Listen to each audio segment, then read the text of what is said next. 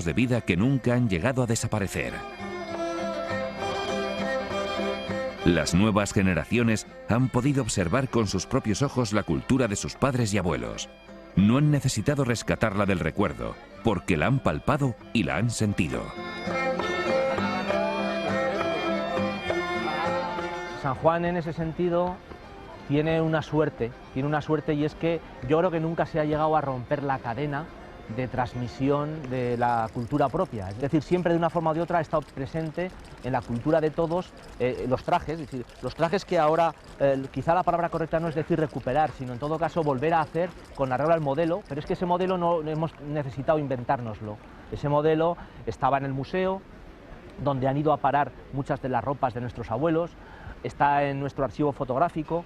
Todos tenemos en la memoria esta época relativamente reciente, como muchas de estas personas iban todavía vestidas con calzón o con chipón, las mujeres, y igual con los bailes, igual con la lengua. La idiosincrasia del Valle de Chistau, cultivada durante siglos, todavía perdura en sus gentes, en sus pueblos surgidos entre los estrechos pasos de este bello rincón del Pirineo ostense.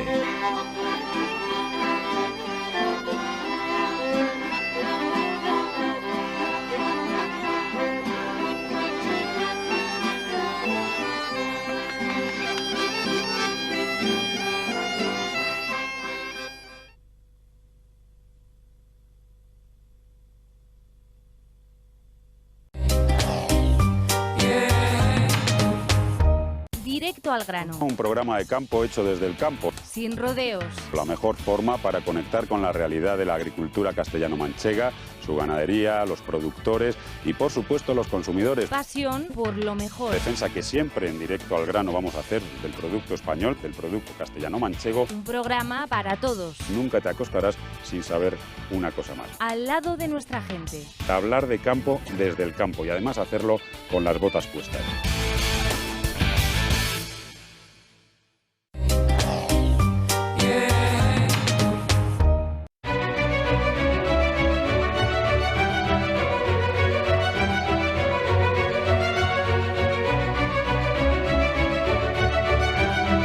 Tal día como hoy, pero en 2022, la Unión Europea acuerda financiar el aprovisionamiento de armas a Ucrania en el conflicto con Rusia. Por primera vez, Bruselas apoya económica y militarmente a Kiev con un paquete estimado en 500 millones de euros. Entre la batería de medidas adicionales que se formalizaron, también estaba el cierre del espacio aéreo a aviones de Rusia, sanciones a empresas o la prohibición de las emisiones de periódicos de Moscú por considerar sus informaciones como tóxicas. En 1801 se desencadena la Guerra de las Naranjas entre España y Portugal, un conflicto que fue breve y cuyo origen radica en la negativa portuguesa a someterse a las presiones políticas franco-españolas. Napoleón y el español Manuel Godoy exigieron al país vecino romper su alianza tradicional con Inglaterra. En 1916, en Barcelona, se inaugura la Plaza de Toros llamada La Monumental, con capacidad para 23.000 espectadores. En 1937, Franco restablece mediante decreto la Marcha de Granaderos como himno nacional y establece como oficiales el Carrasol, Oriamendi y el himno de la Legión. En 1976, los líderes del Frente Polisario proclaman la República Árabe Saharaui Democrática, anuncio que se producía 24 horas después de que España comunicase a la ONU que daba por concluida su presencia en el territorio. En 1991, el presidente de los Estados Unidos, Bush, ordena el alto al fuego y declara la victoria en la Primera Guerra del Golfo Pérsico, un conflicto iniciado en 1990 por la invasión y ocupación de Kuwait por las tropas del dictador iraquí Saddam Hussein. En 1995, Luis Roldán es conducido en avión desde Bangkok a Madrid por el grupo policial especial encargado de su búsqueda tras 305 días de fuga por varios continentes. Acusado de varios delitos de malversación y cohecho, el que fuera director de la Guardia Civil escapó de España por sorpresa cuando un juzgado de Madrid investigaba su enriquecimiento personal. En 1996, Nintendo lanza al mercado los primeros juegos de Pokémon. Hoy, 27 de febrero, se celebra San Gabriel de la Dolorosa.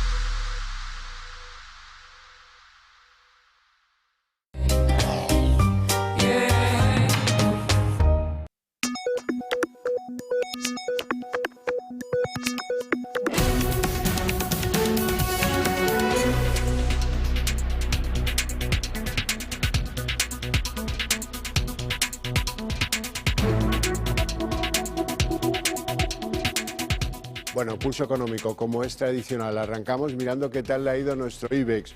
Hoy cierre en rojo, 0,24 abajo, no es mucho, 0,24%. El índice general cierra en 10.113,8.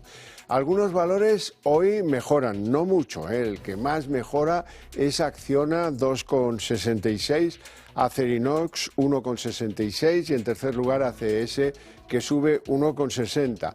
En el lado de los que hoy han elegido el camino rojo, el camino de las posiciones vendedoras. El que más, Robi, que presentaba, luego hablaremos de ello, presentaba resultados. Robi baja 5,59, ha tenido peores rachas durante la sesión. Logista se deja 2,83 y en tercer lugar Meliá se deja 2,29. Y a continuación les vamos a adelantar algunos de los temas que espero y que me parece que no me equivocaré, serán los que más les vayan a interesar de la tertulia que mantenemos aquí cada tarde con los mejores expertos para que no se les escape un detalle. Bueno, y en nuestra tertulia económica hoy vamos a hablar de una de esas paradojas que nos deja la bolsa a menudo. Es el caso de Naturgy, la primera gasista y la tercera eléctrica del país. Ha elevado sus ganancias un 20%, pero en el parqué la bolsa cae.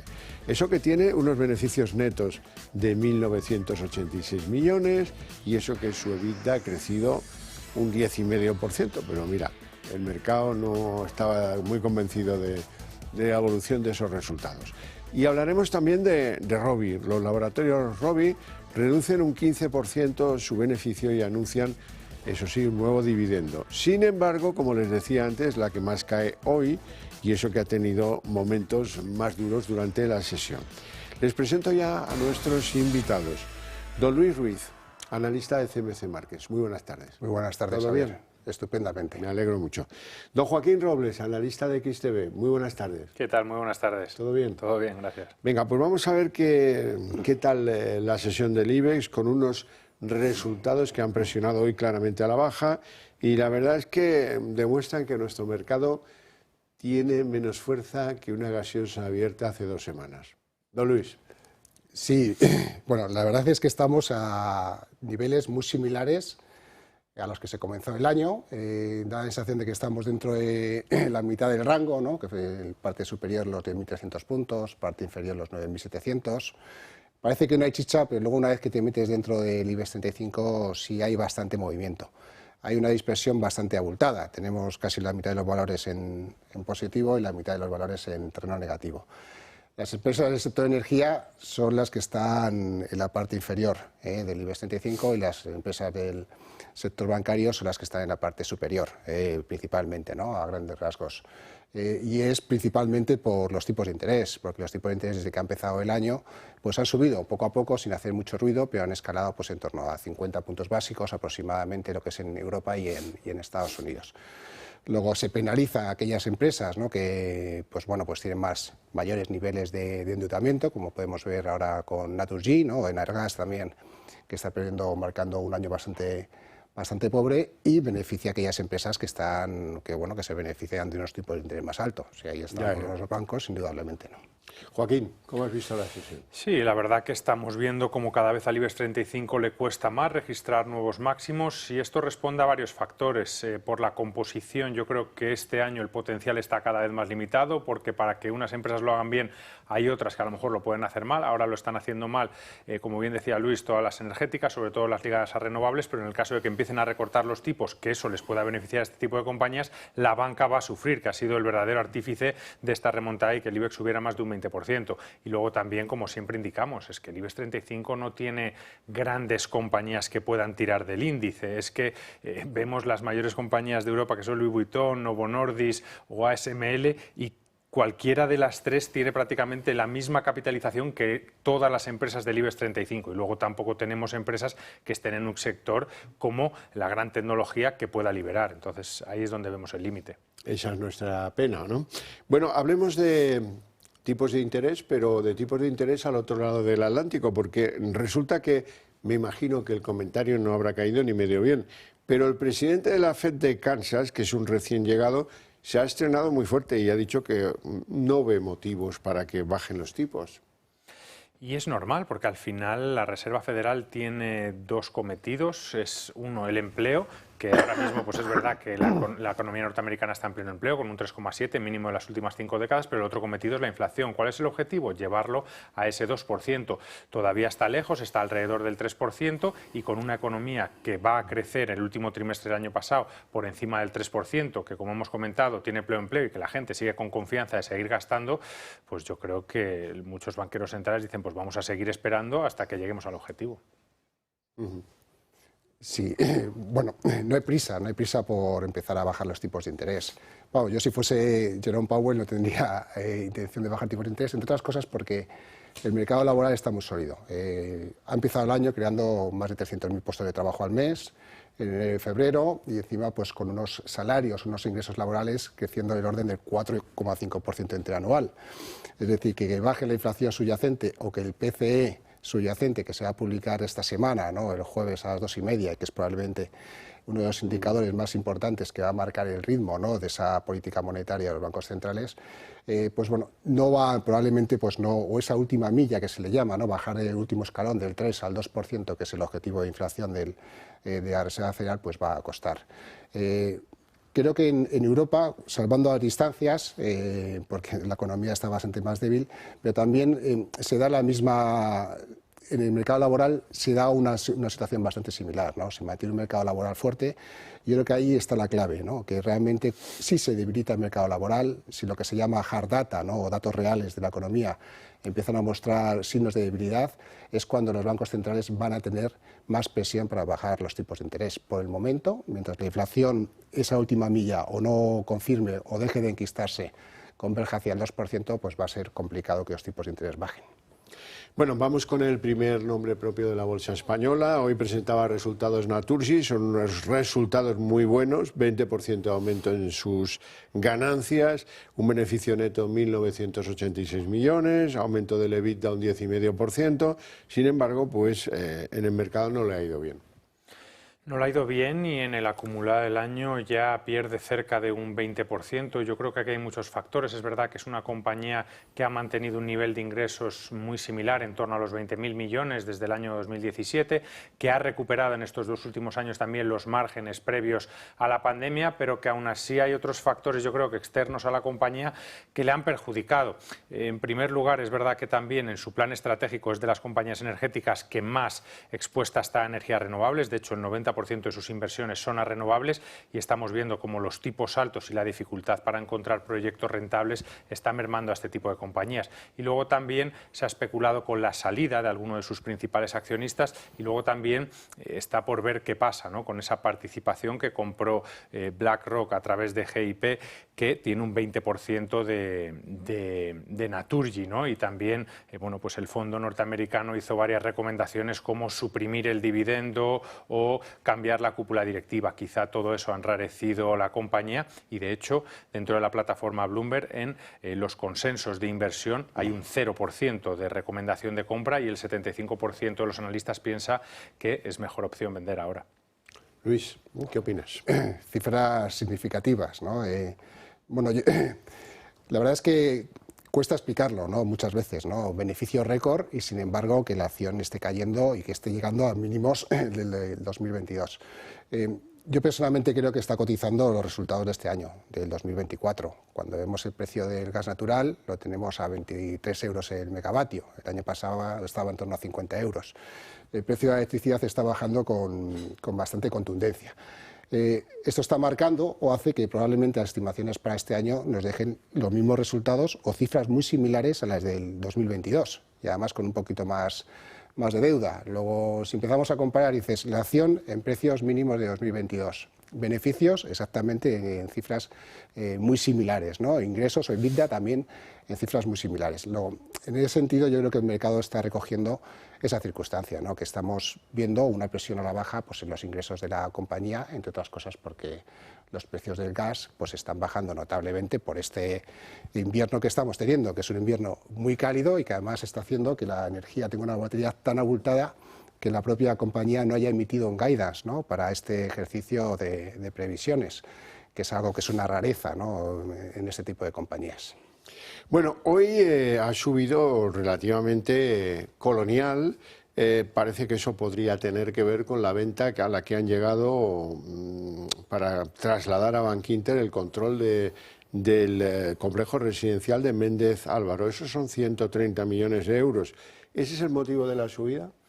Probablemente, salvando las distancias, es un movimiento similar al que vimos la semana pasada con Meliá. Es verdad que el hotel se disparó más de un 10%, pero yo creo que los inversores han recibido muy bien esa inyección de liquidez, ¿no? Se trata de desinvertir. Ahora mismo las SOCIMIs que se dedican a comprar espacios para alquilarlo están sufriendo la presión de los altos tipos de interés, que eso les recorta mucho sus márgenes de beneficio, y a pesar de que Colonial y Merlin, que son las dos SOCIMIs que cotizan en el IBEX 35, tienen más del 90% de sus inmuebles alquilados, la deuda la tienen a tipo fijo, a vencimientos largos, tienen unos flujos de caja que les permiten, bueno, pues llevar a cabo los vencimientos de los 2 próximos años, pues siguen siendo vulnerables a los tipos altos. De hecho, desde verano ha vendido ya más de 700 millones de activos para obtener liquidez, y además hay que decir que lo que ha vendido era residencial, y este tipo de SOCIMIs está más especializada en otro tipo de activos, como son las oficinas, centros comerciales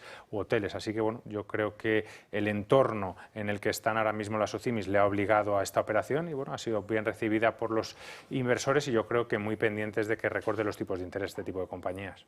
Luis, sí, las acciones muy castigadas en lo que llevamos de año, estaban bajando, ¿no? Estaban en esa parte inferior que comentábamos al principio del IBEX 35 por el aumento de los tipos de interés, y en este caso, pues bueno, la operación en sí parece que se ha vendido a un precio inferior del que se esperaba. Sí le permite reducir deuda, pero el loan to value está por debajo del 40%, es decir, que ya la deuda parece que ese proceso de reducir deuda pues lo tiene bastante avanzado. Y cuando empezamos a ver los múltiplos de valoración, tenemos un precio-valor contable de 0,50 veces. Y luego ya empieza a estar en ese entorno, ¿no? Ya más cerca de esos 5 euros, que son mínimos de los últimos años, ¿no? Que también es un número redondo, pues son condiciones que pueden hacer o pueden favorecer pues, que la acción rebote puntualmente. El rebote probablemente se consolide con la publicación de resultados. Si los resultados sorprenden al alza, que se van a publicar esta semana. A nivel operativo, como dice Joaquín, intachable. Es una compañía que es capaz de subir las rentas del alquiler, que tiene el nivel de ocupación es bastante elevado, no sé si ronda el 97%, luego hace muy bien los deberes, y una vez que haya controlado la deuda y tenga esa liquidez que ha aumentado con bastante intensidad, pues probablemente tenga un futuro un poquito más brillante, ¿no? Bueno, hablemos de Iberdrola. Iberdrola ha vendido la mitad de las plantas eléctricas que tenía o que tiene en México. Le queda la otra mitad. Se la ha vendido al gobierno de Andrés Manuel López Obrador, un gobierno populista, etcétera, por 6.200 millones de euros. Pero tampoco el mercado se hace demasiado eco de esta venta.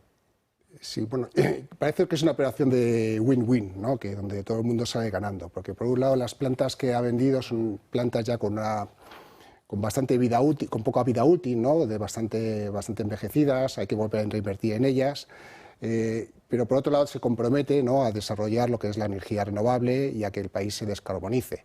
Luego está bien, ¿no? Porque Iberdrola al final va a conseguir un poquito de cash, va a conseguir, ¿no? En ese proceso de descarbonización escalar también posiciones, ¿no? En los rankings ESG, reducir un poquito su deuda, ¿no? Que probablemente el ratio de deuda sobre EBITDA pues baje pues por debajo de los 3 puntos, ¿no? Que suele ser un nivel de referencia. Luego creo que es una operación donde todo el mundo sale ganando, ¿no? Joaquín, ¿cómo lo ves? Sí, esto ya se sabía, ¿no? Los planes del gobierno mexicano desde hace ya varios meses, ahora se ha materializado. Ahora también lo que queda por ver es qué haces con ese excedente de dinero, porque muchas veces la dificultad de este tipo de compañías es, vale, desinvierto aquí, pero ¿dónde invierto aquí para que me siga generando retorno? Porque hemos visto un cambio durante los últimos meses, ya lo hemos comentado en este programa, cómo compañías como Iberdrola están volviendo a apostar por las redes eléctricas en vez de tanta renovable, porque es que está siendo difícil encontrar proyectos de renovables que sean rentables con este entorno de tipos de interés. Así que bueno, ahora queda ver qué va a hacer la compañía, pero desde luego también yo creo que hay que tenerla en cuenta. Está por debajo del 10% en lo que va de año y prácticamente a un 12, un 13% en máximos históricos, que estuvo muy cerquita el año pasado de volver a batirlos. Bueno, hablemos de laboratorios Rovi, porque aquí este caso ya es mucho más claro, se reduce un 15% el beneficio y se anuncia pues que va a haber un nuevo dividendo, pero ha sido el valor que más ha perdido en la sesión, casi mucho rato de esa sesión, ha estado por encima del 6%, al final 5,59 caídas.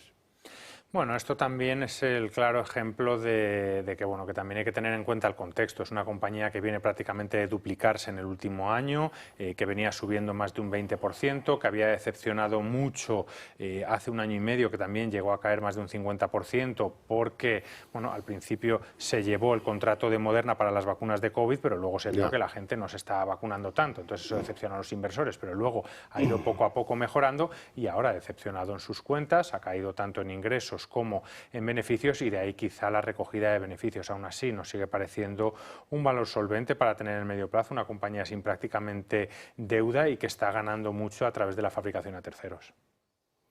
Luis. Sí, fabricación a terceros. Los ingresos después del COVID parece que, aunque hayan bajado un 15%, parece que se van a asentar por niveles muy elevados respecto al 2020. Luego ese contrato, ¿no?, esa fabricación a terceros de la vacuna anti-COVID de Moderna, pues parece que le ha funcionado bastante bien, ¿no? Ahora parece que quiere extender, ¿no?, ese tipo de fabricación a terceros pues a los medicamentos antiobesidad, en este caso, ¿no?, los de Novo Nordisk. Luego sí parece que las relaciones, ¿no?, con empresas de alto nivel parece que les funciona bastante bien, le da estabilidad a los ingresos. La compañía había tenido muy buen desempeño en lo que llevábamos de año, las acciones lo estaban haciendo bastante bien. Se puede calificar hasta incluso de repliegue, ¿no?, porque después de revalorizaciones de 50 puntos porcentuales se puede llamar de ligera toma de beneficios. No es que tenga unos múltiplos de valoración excesivos, tiene un PER más o menos de unas 20 veces para los ingresos que pueden ser bastante estables.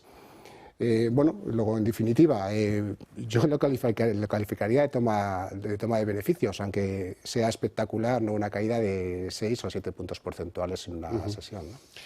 Bueno, hablemos del melodrama de Grifols, porque bueno, han hecho un rincón en el Consejo para el nuevo CEO, Nacho Avia, pero continúa el melodrama. Hay una novedad importante, por fin. La Comisión de Valores ha dicho que dentro de poco, si acaso, van a publicar un informe con sus conclusiones respecto de las aclaraciones que les ha hecho Grifols. Que no está mal la broma, ¿no?, que consigamos leerlo. ¿Después de cuánto? Desde octubre, ¿no? Bueno, desde principios de enero. Bueno, de la crisis sí, en enero, pero andaba la cosa turbia desde octubre. Bueno, ¿cómo lo ven? ¿Cómo va Grifols? ¿Recupera, no recupera? Es verdad que está recuperando bastante desde los mínimos con los que abrió tras la publicación del primer informe, ya recupera más o menos un 50%, aún así cae lo que va de año un 22%. Y yo creo que está en uno de los peores escenarios en el sentido de que, bueno, han publicado un informe contra ti, tú lo has negado, incluso has llegado a denunciar al fondo, pero no has justificado de manera contundente que todo ese informe sea falso. Entonces sigue habiendo un run-run en el mercado de cierta desconfianza, ¿no?, que puede llevar a un riesgo reputacional de cara a posibles refinanciaciones o posibles ventas de activos. Es verdad que esta semana presentará cuentas, se espera que mejoren los beneficios y también, como algo positivo, es que la semana pasada, cuando se publicó ese segundo informe de Gotham, ya no tuvo esa respuesta por parte de los inversores como la del primero. Llegó a caer un 7%, pero acabó la sesión prácticamente plano. Así que, bueno, veremos las cuentas y si sigue poco a poco escalando, pero yo creo que como no corte, ¿no?, todos estos rumores pronto, pues este problema le va a seguir persiguiendo lo que resta de año. Bueno, a lo mejor el informe de la comisión es suficientemente claro y diáfano como para que acalle los rumores, no lo sé. Tarde llega, eso sí lo sé. Sí, porque hasta incluso la propia compañía va a publicar resultados antes de que llegue el informe. Después del informe de Gotham, ¿no?, que provocó la caída desde los 15 hasta los 8 euros, ha pasado prácticamente un mes y medio. Llegó a los 8 euros, ha rebotado y ahora está en los 12 euros aproximadamente la acción, que ahí está la media móvil simple de 200 sesiones, que es resistencia, y justamente es el hueco de apertura a la baja después de la publicación del informe de Gotham. El fondo que subyace en el informe es un poco de discusión, ¿no?, sobre cuáles son los niveles de endeudamiento de la propia compañía por el entramado, ¿no?, que hay de diferentes estructuras societarias, etcétera, ¿no? Que luego al final, pues claro, no deja de ser un berenjenal, y que poco a poco la familia Grifols vaya desapareciendo son noticias positivas porque va a darle un poquito más de transparencia. Pero subyace el gran problema de fondo, y es que hay compañías con un crecimiento que no ha sido orgánico, con altos niveles de apalancamiento, y claro, también si los tipos de interés no paran de subir, pues en este sentido pues continúan viendo amenazados sus beneficios. Luego será clave que en las cuentas de resultados también empieza a verse que empieza a desapalancarse la compañía, más allá de que se pueda aclarar un poco más o menos los niveles de endeudamiento que tenga, claro. Robles, antes mencionaba usted el caso de Meliá. El caso de Meliá dura muy poco. Hoy empezaban las caídas en Meliá, ¿no? Sí, presentan resultados todas las compañías relacionadas con el turismo esta semana, veremos cómo les va, pero es un poco lo que hablábamos la semana pasada. Ha recuperado el nivel de ingresos, ha recuperado el nivel de beneficios, pero tiene una deuda un 30% mayor que antes de la pandemia, y los márgenes pues cada vez también se van estrechando. Meliá. Bueno, Meliá dentro del sector, ¿no? Uno de nuestros sectores favoritos, ¿no? Lo que estamos teniendo al fin y al cabo, sobre todo en España, ¿no? Que para lo que son la recuperación de los niveles de ingresos, ¿no? Después de la pandemia, la caída que fue bastante espectacular, y sobre todo lo que es España en sí, ¿no? Que va a recuperar el número de turistas, ¿no? Va a pasar de 84 a 87 millones y va a recuperar un poquito ese timing, pues bueno, son buenas noticias, ¿no? Poco a poco que la empresa pues vaya recuperando esos ingresos y esos niveles anteriores. Pero claro, la marca, la señal que ha dejado la pandemia, pues como ha comentado bien Joaquín, pues está bastante abultada, ¿no? Marcada. Bueno, pues nuestro último tema, el Gobierno ha decidido dar el impulso a esa gran empresa tecnológica pública con el ojo puesto en tomar un 10% de Telefónica. ¿Cómo le ha sentado eso al mercado? Bueno, ha pasado desapercibido, sobre todo en Telefónica, ligeras subidas, pero lo que seguimos viendo es la dificultad para seguir creciendo. Lo vimos en el último plan estratégico, que sus objetivos era crecer un 1% en ingresos, un 2% en beneficio, quizás objetivos muy modestos, ¿no?, para la industria, y lo hemos visto en el World Congress, ¿no?, de Barcelona esta misma semana, un poco Payet haciendo un llamamiento a que quiere más consolidación. Vimos que Alemania dijo todo lo contrario, que lo que quiere es más competencia para que haya menores precios, y luego también un poco echándole el guante a las grandes empresas de megacapitalización, diciendo que ellos son los que usan prácticamente todo el bando de ancha y que tienen que aportar. Lo que estamos viendo es que cada vez tiene más dificultades para seguir creciendo, para aumentar más los ingresos, y eso es lo que le está pesando. Luis. Sí, bueno, esto encaja dentro de la posible creación, ¿no?, de la Sociedad Española para la Transformación Tecnológica, que sería una aproximación de lo que fue SEPI en su momento, y que gran parte de esos fondos ya están adjudicados, y parte de esos pues podrían ir destinados a la compra de la participación en Telefónica, por ser una compañía estratégica, que es lo que ha defendido el Gobierno pues durante bastante tiempo, ¿no? Telefónica, la verdad es que mientras no haya una concentración, yo lo que lo hemos comentado en innumerables ocasiones, pues la verdad es que los crecimientos están bastante limitados, la presión por esos niveles de deuda continúan ahí. Luego lo tiene difícil pues para darnos grandes alegrías, pero también tenerla en cartera pensando que el dividendo es bastante abultado no es mala opción, ¿no? Bueno, no tenemos tiempo para más. Lo dejamos aquí, con mi agradecimiento a ustedes dos por sus opiniones, por su presencia en el programa, y a ustedes por el seguimiento que hacen del mismo. Les espero en la redacción abierta.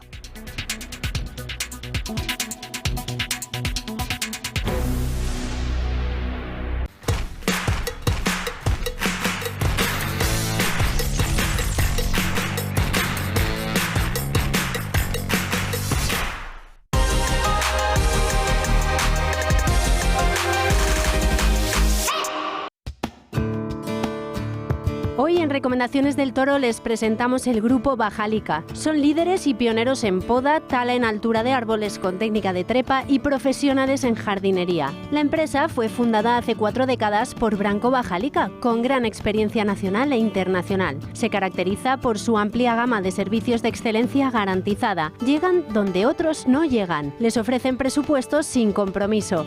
Grupo Bajalica, una recomendación del Toro Televisión. El próximo sábado 2 y domingo 3 de marzo se celebrará en el pabellón de cristal del recinto ferial de la Casa de Campo de Madrid la Feria del Coleccionismo Militar No Solo Militaria. Compraventa e intercambio de todo tipo de artículos militares. Uniformes, medallas, documentos, libros, fotografías, maquetas, juguetes, banderas y cascos. Y además, exposición de vehículos militares de época, grupos de reconstrucción histórica, asociaciones y hermandades de veteranos de las Fuerzas Armadas y zona Airsoft con galería de tiro para los más pequeños. Entrada donativo para la Fundación Don Rodrigo, 7 euros. Niños menores de 12 años gratis. Más información en www.nosolomilitaria.es.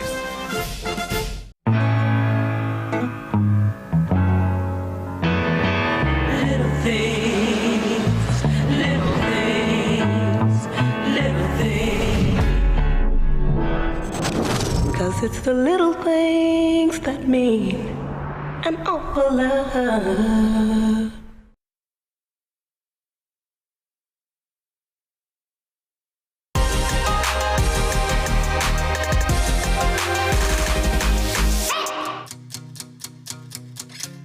Oportunidad única de inversión en la autovía A45 Córdoba. Venta de próspera área de servicio con acceso directo a la autovía y ubicación estratégica. Incluye un hotel operativo de 40 habitaciones, restaurantes, salones, gasolinera y mucho más. Con muchas posibilidades de crecimiento, este lugar es ideal para expandir tu inversión. El precio es significativamente inferior a su valor real, convirtiéndolo en una oportunidad excepcional. Detalles adicionales solo para personas verdaderamente interesadas. Actúa ahora. Contacto exclusivo a través de WhatsApp. No te pierdas esta oportunidad única en la autovía 45 de Córdoba.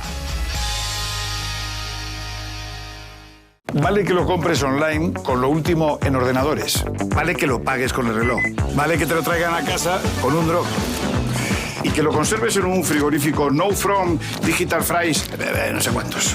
Vale que convoques a la fiesta con la app más moderna. Bien, muy bien, me lo estoy pasando genial. A este le traes sin cuidado, igual que a este. Ellos a lo suyo, a ser lo que han sido siempre. Un exquisito jamón cocido y un exquisito fuet. Yo soy de 1954. 1954 del Pozo. Que lo bueno nunca cambie.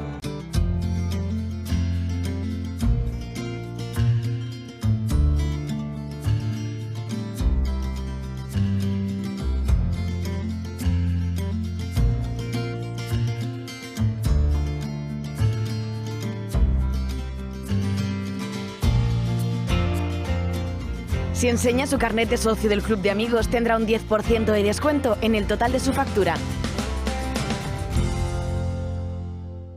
Ellos a lo suyo, a ser lo que han sido siempre. Un exquisito jamón cocido y un exquisito fuet. Yo soy de 1954. 1954 del Pozo. Que lo bueno nunca cambie.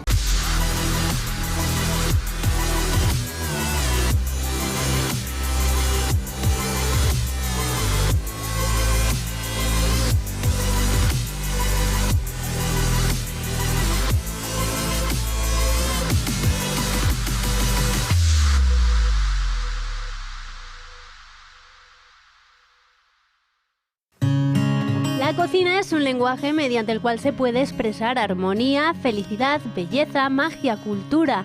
Si todo esto lo aderezas con el delantal del Toro Televisión, el resultado es perfecto. Al ser regulable, es apto para todas las tallas y con el logo bordado, un producto 100% español. Puede ser tuyo. ¿Cómo? Llamando al Club de Amigos, escribiendo un correo o recogiéndolo en la sede del club previo aviso. ¿Quieres reducir el gasto de refrigeración y calefacción de tu comunidad? Somos expertos en la gestión de subvenciones de eficiencia energética para comunidades de propietarios sin coste inicial. Gestiona tu subvención, es la mejor decisión para tu edificio. Llama ya al 911 45 47 77 y en Gestiona tu subvención te daremos un trato personalizado.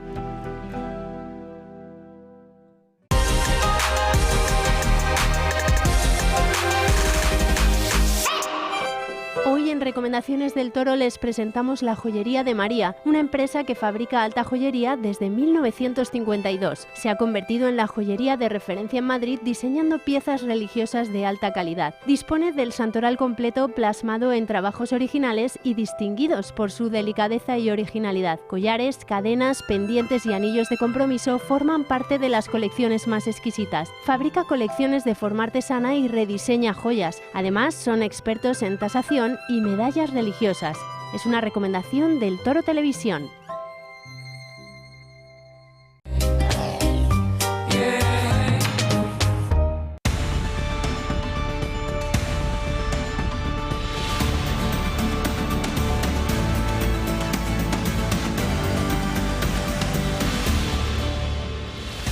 Son las 7:30 de la tarde, una hora menos en las Islas Canarias. Sean muy bienvenidos a la redacción abierta en el Toro Televisión, donde ya estamos dispuestos para ir desgranándoles la actualidad del día con rigor, con valentía y siempre en un entorno de libertades. La gente que viene aquí opina lo que cree que debe opinar y ustedes aprovechan de lo que escuchen aquí como opinión para componerla que les parezca adecuada y oportuno. Aquí no les vamos a decretar qué es lo que tienen que pensar sobre las cosas. Nosotros tenemos una audiencia perfectamente inteligente y capaz de hacerlo por sí misma.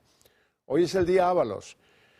Hoy es el día Ábalos porque, bueno, pues el reventón de la crisis Ábalos, todavía no definitivamente resuelta, pues abre unos escenarios.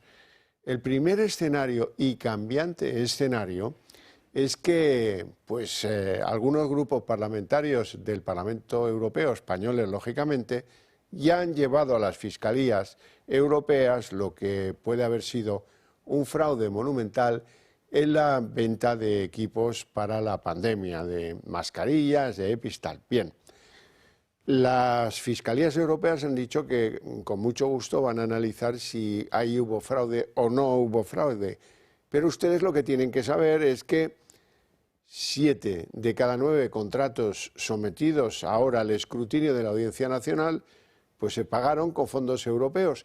Alguno de ellos, incluso el caso de los canarios, pues alguien hizo un truco de birli-birloque para que lo que no estaba previsto pagar con fondos europeos acabase siendo pagado con fondos europeos.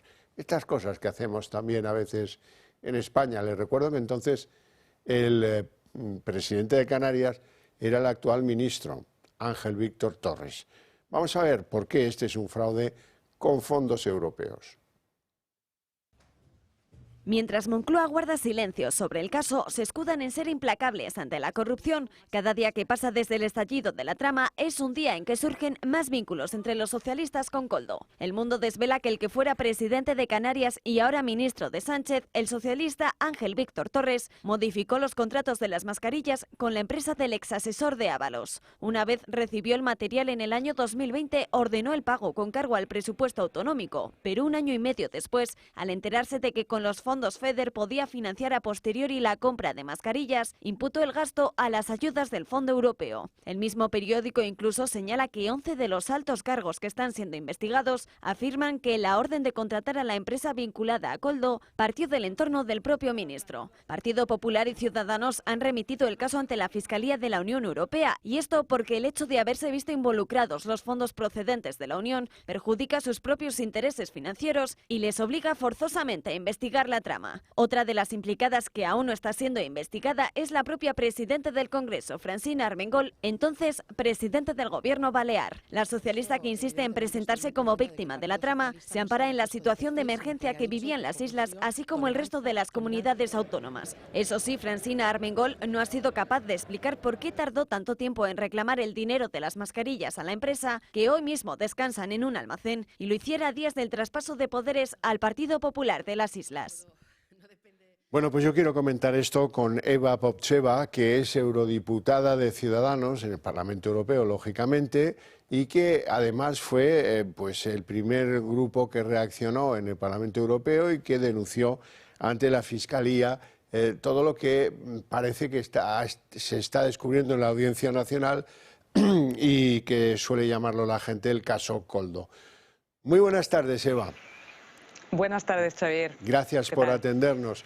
Bueno, ¿qué opinan en la Fiscalía Europea? Hoy han dado el sí quiero investigar a España si esos fondos de verdad se han mal utilizado, ¿no? Efectivamente, nosotros, como bien decía,